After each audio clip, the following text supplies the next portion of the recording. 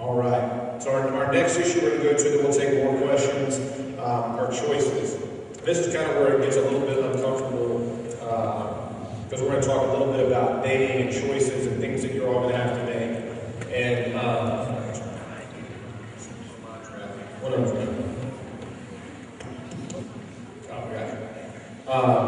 is making choices. And when we talk about our purpose, our choices have to go in line with it, because that's really what's going to define you. And there's a few things we're going to talk about just briefly, each one in choices. Your first are your friends. You're going to have to make some tough choices about people who you hang out with. Who am I going to hang out with? What kind of people? Because the truth of the whole matter, no matter what anybody says in this room or anywhere else, your friends do define who you are.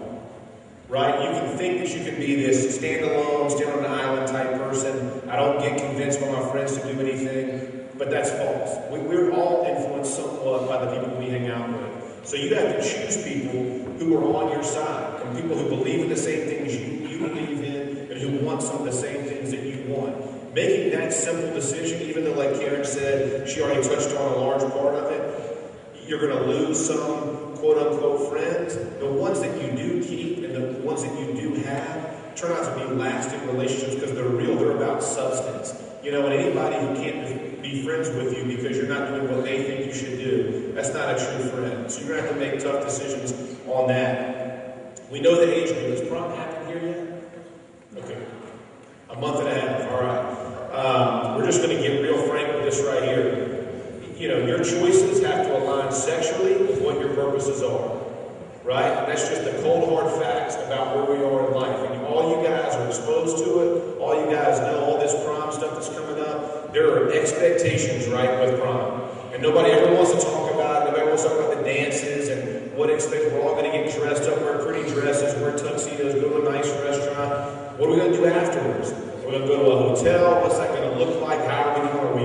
All these things that come into play. And guys, we've all been there. So it's not like we don't know what's happening. But the reality is you have to make the decision. Right? I look at my daughter who is young. I look at my son now who will be 11 soon. It's your choice.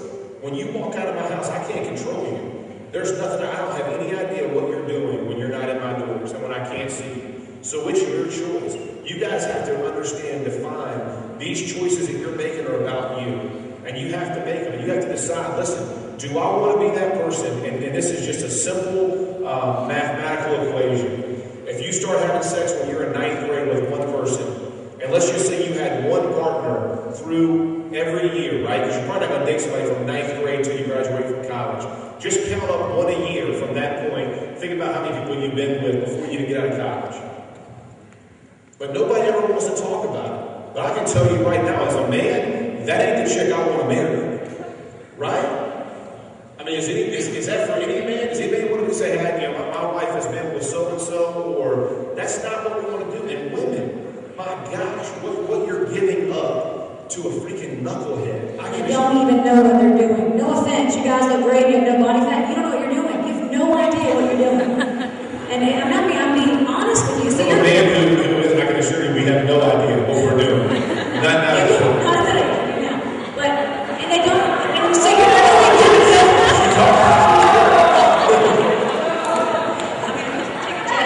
Not only do they not know what they're doing, you're losing something really great for something that's awful. And they don't know what they're doing. So it's not like they're going to blow you out of the water and you're like, finally, this is wonderful. It's miserable. They don't know what they're doing. And then you've got these permanent scars, like Jeff said, all the way through, right? And then he's hooking up with your friend 3 months later, right? The girl that you were probably just talking about with the gossip, now he's hooking up with her. And then these are scars, guys, real scars in women that you're emotionally going to have to deal with. And now you've got, well, now I've done this, so I might as well go be a hoe. No, it doesn't have to be you. Just because you're messed up, girls, and I know there's people in this room, I'm not an idiot, that have messed up. It's not too late to go, well, I've already done this, so there's not going to be a really good, there is. There's going to be a really good guy for you one day who wants to love you and honor you. And let me tell you, marriages without Christ don't work. I've seen them. They're all busting up all around me. They look like good marriage. They may start off good, 5, 6 years. They all fall off. They don't work because it wasn't designed to work that way. Because people are selfish and they live in a world where it's about serving me. When you get married and you marry someone who honors God and loves you that way, you are not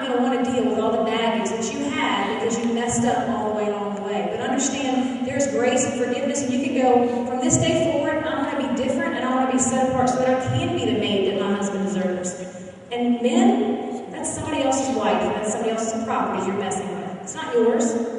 99% of the time, it's not going to be yours. You're not going to marry the girl you're seeing this year or the first year in college or probably even the second or third year. It won't be. And if you look at it that way and look at maybe what I'm doing to this girl, not selfishly at the time of this makes me feel, and I think Jeff's going to hit on this part, this makes me feel more as a man. And women, I'm going to jump a little bit of consequence and I'll come back. So I sat with a girl in my life. She's 23 years old. She's married now.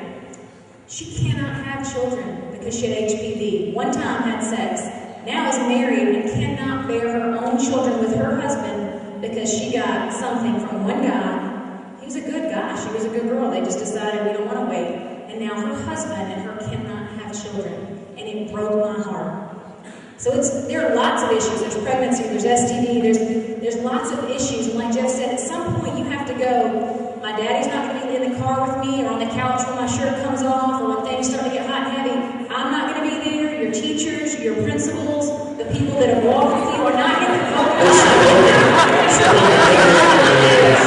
You better be the one making the decision. You better be the one that says, this is probably the time we should go. This is probably getting a little across that line and I'm not doing that. And I know what's out there. I know that, well, you know what, we can just go this far because technically this isn't sex. It is. It's also sex, just so you know. It's also, however you want to call it, this kind of sex, this isn't real.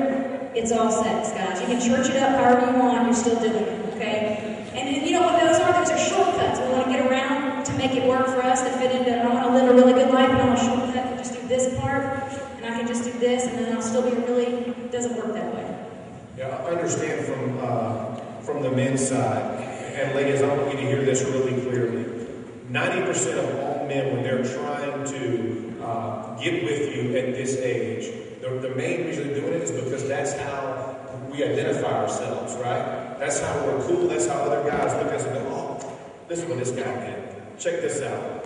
Because that's reality. That's how men identify themselves. Because that's what the world says is cool. That's what the world says. But the reality is, that ain't cool. Because when you're not with that girl anymore and she's broken, and the truth is, most of the time, the boys break up with you right afterwards because they were so embarrassed about what they did that they didn't know what they were doing. They're so shocked they can't deal with it. They don't want you talking about them or saying something bad about them, so they're so scared they just put it into it. Because we're so inadequate, we don't know what we're doing. We have no idea. But understanding that and really grasping what that means, really think about it. I mean, put down, before you go somewhere, before you enter a situation, know your choice. Right? If I'm hanging out with my teammates, and we do a rookie night every year, right? The rookies have to take us out, they gotta feed us dinner, take us on nice buses, take us all around town, go do fun, cool things. I know before I get in that bus, am I gonna drink in front of them? Probably not. Am I gonna go to the clubs they go to? Probably not. Am I gonna go to the clubs they go to at the end of the night? Definitely not. You know what I'm saying? I know all those decisions right before I do them.